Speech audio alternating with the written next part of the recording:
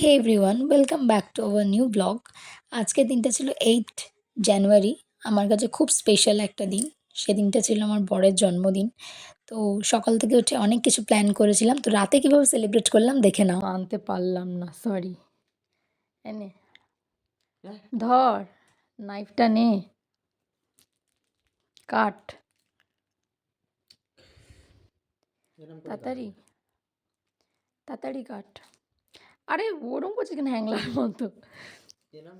সকালবেলা উঠেই ঘরটর গুছিয়ে নিয়েছিলাম তাড়াতাড়ি। তারপর ওর আশীর্বাদ পর্ব চললো, লাঞ্চ হয়ে গেল।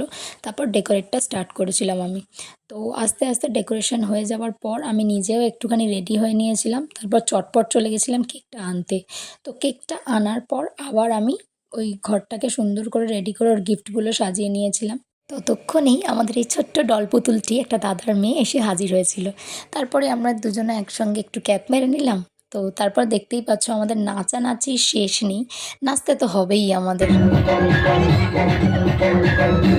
এরপর ছিল সারপ্রাইজ দেওয়ার পালা। ওর সব বন্ধুরা চলে এসেছিল। এরপর নিজের কেক কাটার জন্য বার্থডে বয় প্রস্তুত। কিভাবে আমরা সেলিব্রেট করলাম নাও দেখে নাও।